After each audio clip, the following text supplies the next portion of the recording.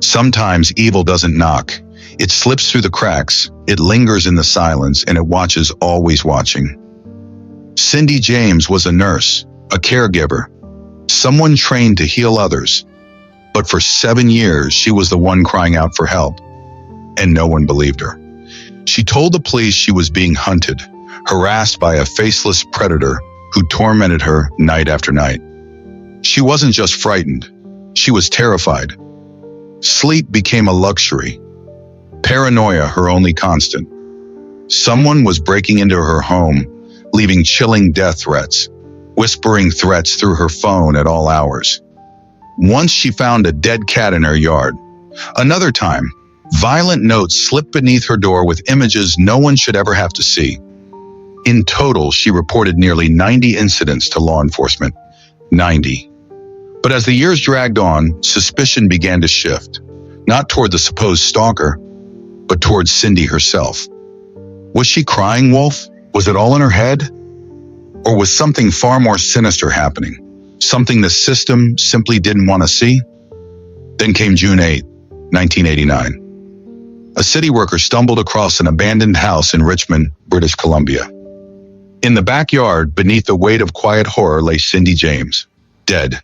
Her hands and feet were bound behind her back. A black stocking was tied tightly around her neck. And the world suddenly had to ask, did this woman stage her own death? Or did her stalker finally finish what they started? Today, on True Crimes Ratels, we peel back the layers of one of Canada's most disturbing and misunderstood cases. This isn't just a story about a woman in fear. It's a story about how far disbelief can go and what happens when someone screams for help into a world that no longer listens. Was Cindy James mentally unwell or meticulously hunted to her death? Let us know in the comments below. Was she a victim of her own mind or a victim of something far darker? And if you find yourself captivated by stories like these, help us keep telling them. Like, subscribe, and hit the bell so you never miss the truth behind the world's most twisted mysteries. Because here on True Crimes Ratels, we don't just tell true crime stories. We dig into the silence where the truth tries to hide. Now, let's begin. Before the shadows began to stalk her, Cindy James was just a girl with a dream. Born Cynthia Elizabeth Hack. In 1944, she grew up in the quiet town of Oliver, British Columbia, the kind of place where nothing truly terrible ever seemed to happen. By the time she was 18, Cindy already knew what she wanted to do with her life: care for others. She enrolled in nursing school in 1962, driven, focused, and full of purpose. And she wasn't just good at her job, she thrived in it, especially when it came to helping children.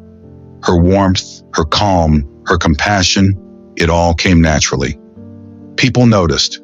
It was like she was born to heal. In 1965, while working in Vancouver, Cindy met Roy Makepeace, a South African psychiatrist nearly twice her age. He was 40, she was only 22. Despite the glaring age gap and some raised eyebrows from her family, the two got married in December of 1966, just after Cindy completed her nursing degree. It wasn't a fairy tale, but for a while it worked, or at least it looked like it did. Over the next decade, Cindy carved out a respected career. She spent years at Vancouver General Hospital before transitioning to Blenheim House, a facility that helped kids with behavioral challenges.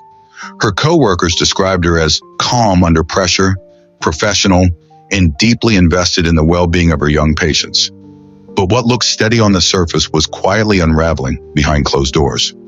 Friends later admitted there was always something off about Cindy and Roy's relationship. A distance, a coldness, a mismatch that never quite settled. Roy would later admit to slapping Cindy twice by his count. But Cindy confided in those close to her that it was much worse than he'd ever admit. After nearly 16 years of marriage, Cindy finally walked away in the spring of 1982. She packed her things, moved out, closed the door on that chapter. But that's exactly when her real nightmare began. It started subtly, quietly, that gut-deep feeling of being watched while locking up for the night. Shadows lingering just a little too long outside her window. The kind of paranoia you try to brush off until it won't leave. By September 1982, just months after leaving Roy, Cindy was already on edge, and in October, it all escalated. The phone calls began. Sometimes it was nothing but breathing. Sometimes it was different voices, distorted, chilling. And then came the first clear threat, a whisper on the line, "I'll get you one night, Cindy." Terrified, she went to the police. They advised her to keep a log of every call and switch to an unlisted number. It didn't help. Just 4 days later, on October 15th, a rock smashed through her window. Someone had broken into her home. Nothing was taken, but that wasn't the point. This wasn't about theft, it was about control, fear, dominance. Cindy's message was clear. "I can reach you whenever I want." A few days after that, she found her pillow slashed open, as if someone had crept into the room where she slept and carved a message in silence. Her case was handed to Constable Pat McBride, a local officer who took her fears seriously. At first, his attention was professional, methodical. He suspected Roy, like many did. But Cindy's messages about her ex-husband were conflicting. She told police she didn't believe Roy would harm her, yet told friends he had been physically violent during their marriage. The truth became murky, as if even Cindy wasn't sure who to trust. As weeks passed, McBride and Cindy grew closer. Too close, some would say. He had recently separated from his own wife, and by Halloween night of 1982, he'd moved into Cindy's home allegedly to help protect her. But even with a police officer under the same roof, the torment didn't stop. In November, McBride himself answered a call silent, heavy breathing on the other end. The same pattern Cindy had described. This was real. Later that month, she found a note on her windshield, a graphic image of a dead body. No words, no signature, just pure horror. And then one day, McBride tried to make a phone call and found he couldn't. Outside, he discovered the phone line had been cut in 5 different places. Someone had gone out of their way to isolate Cindy, not just emotionally, but physically. She was being systematically silenced. By Christmas, another note was left behind. It read, "Merry Christmas." That was it. Just those 2 words, and yet somehow it was the most menacing message of all. By now, Cindy had reported dozens of terrifying incidents, and the trail of fear was only just beginning. But as her reports piled up, so did the skepticism. People, even the authorities, started whispering questions no one wanted to say out loud. Was Cindy being hunted? Or was she orchestrating it all herself? It started with a note, the kind that makes your stomach turn cold. But this wasn't scribbled on some scrap of paper or slid under a door like a schoolyard threat. This was different.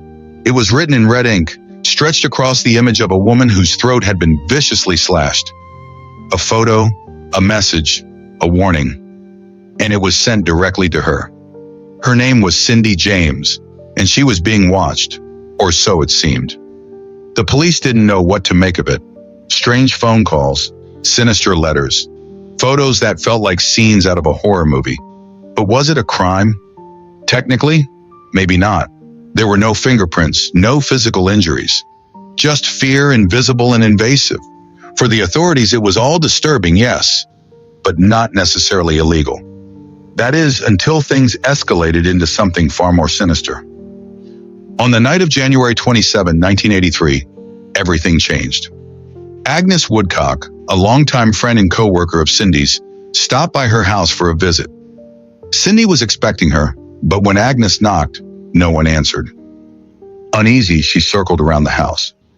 And there, in the backyard, Agnes found her friend unconscious. A nylon stocking had been pulled tight around her neck. Cindy later regained consciousness and gave a terrifying account. She said she'd been walking to her garage when someone or more than one person grabbed her from behind. Everything went black. She didn't see their faces, but she remembered what they whispered. "Tell anyone, and your sister dies." She was hospitalized for her injuries, and as the police dug into her claims, questions began to pile up. Cindy told them 2 men had attacked her, threatened her, choked her. But investigators found no witnesses, no forensic evidence, and doctors, they couldn't locate any physical signs of assault, no bruising, no defensive wounds, nothing that matched the violence she described. So, was Cindy lying? Was it all in her head?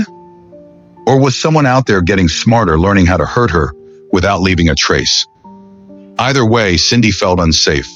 She was convinced she was being hunted, and she acted like it. She changed homes, changed routines. She even repainted her car to throw off anyone following her. But it didn't help. If anything, things got worse. Just 1 week after moving into a new house in West Vancouver, another letter showed up. Scrawled in jagged handwriting were the words, "Run, rabbit, run. I'll show you how good I am. Soon, bang, bang, you're dead." The phone calls returned short, chilling messages with heavy breathing or nothing at all. She moved again and again. Eventually, Cindy brought in a private investigator, a man named Ozzy Caban. He gave her a two-way radio, taught her how to use pepper spray, and even wired her with a panic button that she wore at all times. But it didn't stop the nightmare. In October of 1983, Cindy found something horrifying in her garden. A dead cat strangled and bound with rope. Then another. Then a third. The pattern was undeniable. Whoever was doing this had followed her again. By January 30th, 1984, the horror returned in full force. That night, Ozzy Caban heard strange noises coming from Cindy's radio and rushed to her home. What he found was like something from a psychological thriller. Cindy was passed out on the living room floor. A knife had been driven through her hand, pinning a note in place. "Now you must die." The words were cut out of magazine pages, a classic ransom style. Cindy claimed someone had entered her yard, struck her on the head, and injected her with something. Doctors did find a needle mark on her arm, but no trace of drugs in her system. It was all too real, and yet, just out of reach. By the summer of 1984, Cindy was spiraling. On June 18th, she called Caban again in a panic. He arrived to find her hiding in the garden, terrified. Her house had been broken into. Inside, her beloved dog, Heidi, had been tied up and injured with the same rope used on the cats. On the floor, another note, another sick message. This one left beside dirty photographs. Even Caban, the one person who believed her, started to question everything. Was this an elaborate hoax? Some twisted cry for attention? But when he found a cigarette butt under a window, a brand Cindy didn't smoke, and saw how badly her dog had been treated, he hesitated. Would Cindy really hurt the animal she loved most just to stage a scene? In July of 1984, Cindy was found staggering through the neighborhood, dazed and disoriented. Once again, a nylon stocking was around her neck. 2 needle marks were found on her arm. And yet again, no witnesses, no suspects, just fear and Cindy. By this point, the RCMP had logged nearly 70 separate incidents. They spent over $1 million investigating her claims. Still, no fingerprints, no DNA, no arrests. And then came a troubling detail from journalist Neil Hall, who had been following the case closely. He revealed that every time police had Cindy's home under surveillance, nothing happened. No notes, no calls, no attacks. But as soon as they left, boom, another incident. Could this have all been orchestrated by Cindy herself? On the night of August 21st, 1985, Cindy went for a walk with her dog. When she returned, her house was on fire.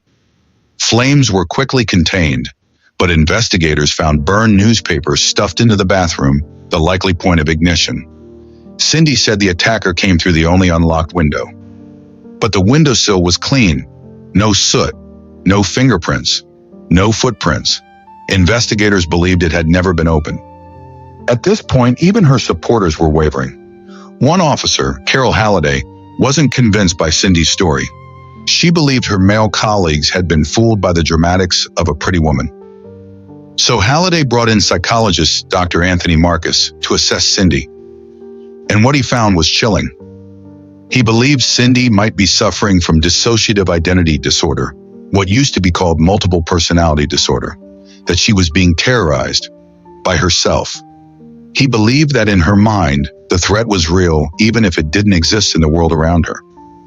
But not everyone agreed with that diagnosis. And things were about to get even stranger. Imagine saying you watched your ex-husband murder 2 people with an axe. Not in a movie, not in a dream, but in real life, on vacation. That's exactly what Cindy James told police in the early 1980s. She claimed she'd been present when Roy Makepeace, her ex-husband, brutally killed 2 people during a trip back in 1981. According to her, not only did Roy butcher the victims, he smeared their blood across her face during the attack. It was a grotesque image. Unthinkable. The police took it seriously. They launched a full investigation, but no bodies were found. No missing persons matched the timeline or location. In fact, the cabin Cindy insisted they'd stayed in, it didn't even exist on record. The entire lead turned into a ghost trail. Even Cindy's sister Melanie, who had been on that same vacation, couldn't recall anything remotely unusual happening. No late-night screams, no blood, no violence. Roy's lawyer scoffed, saying investigators had chased shadows on a wild goose hunt. And at that point, one question became impossible to ignore. Was Cindy inventing all of this? Around this time, her world was already spiraling. Cindy had begun psychiatric treatment, trying to get a grip on the chaos that seemed to follow her. But then came something darker. She overdosed on prescription medication. Some called it a cry for help. Others believed it was a failed suicide attempt. Cindy, however, had another explanation entirely. She said someone had tried to kill her. She believed she'd been drugged, that someone, possibly Roy, was orchestrating everything. To prove her point, Cindy agreed to help investigators by participating in a recorded phone call with Roy. During the call, she accused him directly of stalking her, threatening her life, and being behind the murders she'd spoken of. But Roy denied everything, calmly, coldly. He called her delusional, claiming she was living out some elaborate revenge fantasy. Even so, the RCMP took the situation seriously enough to place Cindy, Roy, and 2 other individuals under 24/7 surveillance for a full week. But nothing happened. Not one suspicious act, no late-night threats, no prowlers. No, and yet, Cindy's torment didn't stop. One winter night, Cindy was found barely conscious, lying in a frozen ditch. Another black nylon stocking was tied tight around her neck, her signature tormentor. She was bruised, hypothermic, and confused. Once again, she claimed to have no memory of what had happened. After this, her longtime psychiatrist, Dr. Alan Conley, who had supported her for years, finally made a tough call. He had her committed to the psychiatric ward at St. Paul's Hospital. He believed her. He had for years. But he also feared that this cycle, whether self-inflicted or not, might eventually kill her. From there, Cindy was transferred to Riverview Hospital for a more intensive psychological evaluation. The doctors observed someone who was clearly bright, her IQ tested above average, but emotionally frayed. Cindy barely spoke at first. Just one-word answers, no eye contact. When she did talk about the harassment, she'd cover her face, avert her gaze, or speak in broken, stuttering sentences. Her mood shifted rapidly, from gloomy silence to forced cheerfulness. After 10 weeks, Cindy was discharged, and for a while things seemed almost normal again.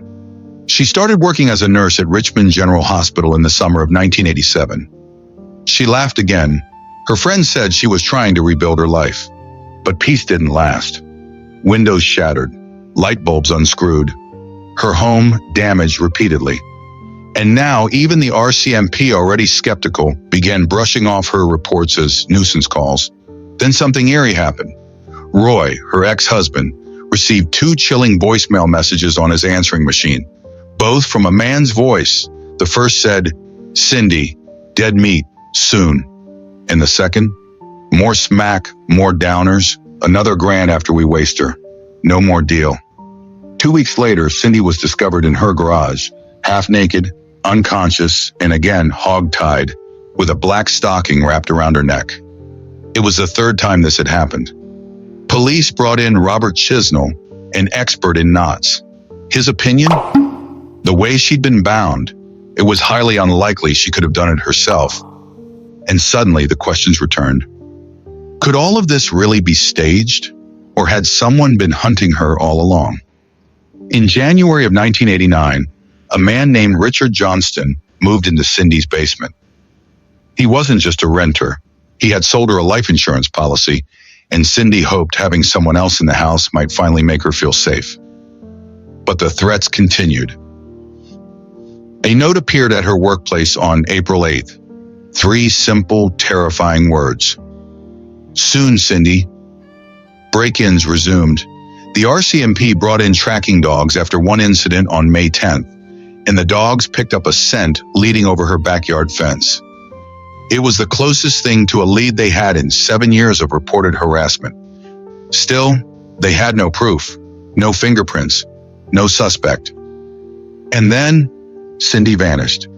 It was May 25th, 1989. Cindy picked up her paycheck around 4 p.m. from the hospital. A coworker said she seemed in good spirits. Nothing strange, nothing alarming. In fact, she'd even mentioned how things had been quiet at home lately. Later that evening, she was seen buying groceries and stopping by an ATM at the Blundell Shopping Center. That night, she had plans. A security system was set to be installed at her home, and her close friends Agnes and Tom were supposed to come over for cards and spend the night. But when they arrived around 10 p.m., the house was dark. No Cindy. Her car was gone. Johnston, her housemate, told them Cindy had mentioned running errands, so Agnes and Tom drove to the shopping center. There it was, her car, sitting abandoned in the parking lot. They went straight to the police. Inside the car, groceries, a wrapped birthday present, blood smeared on the driver's side door, contents from her wallet scattered beneath the vehicle. Cindy was nowhere. Her house was neat, untouched. The search began. Days passed. No sightings, no calls. Then Richard Johnston called police. Someone had phoned his workplace claiming to be Cindy's father, asking about her life insurance policy. But when police asked her actual father, he hadn't called anyone. 2 weeks after she vanished on June 8th, a city worker named Gordon Starchuk was inspecting an abandoned property in Richmond. That's where he found her body. Cindy's body was curled in a fetal position, bound hand and foot. She had been hog-tied with rope. The black stocking, again, tight around her neck. She lay in the open, near a busy intersection. Nearby, someone had spray painted on a fuel tank. Someone died here. A line of orange paint led from the tank to Cindy's corpse, circling around it like a grim ritual. The pathologist noted disturbing details. One of Cindy's fingers had clawed so desperately at her bindings that it scratched the finger next to it down to the bone. There was a needle mark in her arm. Despite being missing for 2 weeks, experts estimated she'd only been dead for about 1. The autopsy confirmed the cause, a fatal overdose of morphine, diazepam, and flurazepam, with 10 times the lethal amount of morphine in her bloodstream. She had swallowed dozens of pills. The RCMP's conclusion? Suicide. But Ozzy Caban, her private investigator, noticed something else. Livor mortis, the pooling of blood after death, showed she had died lying on her left side, yet she was found on her right, which means she was likely moved after death. That might also explain why, despite lying near a busy road, no one had seen her for days. Cindy James was laid to rest on June 14th, just 2 days after what would have been her 45th birthday. Secretly, police filmed the funeral. They noted every license plate, every face, but Roy Makepeace never showed. In the spring of 1990, a formal inquest was held. Over 80 witnesses testified. There were contradictions, revelations, and confusion. Her sister Melanie found a glass cutter, syringes, and saline in Cindy's room. A former knot expert who had once said she couldn't bind herself now claims she could in 3 minutes or less before the drugs kicked in. In the end, the jury couldn't agree on what happened. The official verdict? Death by an unknown event. That's how Cindy's story ended. Over 30 years later, we still don't know what really happened to Cindy James. Was it murder, madness, or both? Whatever it was, the system failed her. And in the end, all that remains is a haunting silence, where answers should have been. So, That's where Cindy James's story ends, not with answers, but with silence. A silence more haunting than the phone calls she once received. A woman terrified for years, crying out for help through nylon nooses, broken windows, and anonymous threats, only to be dismissed, doubted, and ultimately found dead in a place teeming with life. Bound, injected, left. But even in death, the mystery refused to die. Was Cindy a victim of a sadistic stalker, a mind unraveling under pressure? Or was she caught in something far more sinister, a web that even the law couldn't trace? The evidence conflicts, the testimonies change, the truth still buried. What do you think happened to Cindy James? Was this a long, slow descent into self-destruction?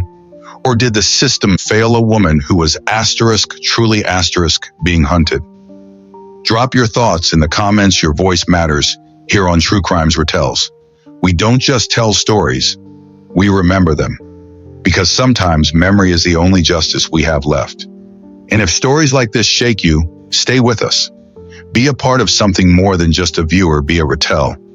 Someone who helps carry these stories far and wide, so the next Cindy James might be believed.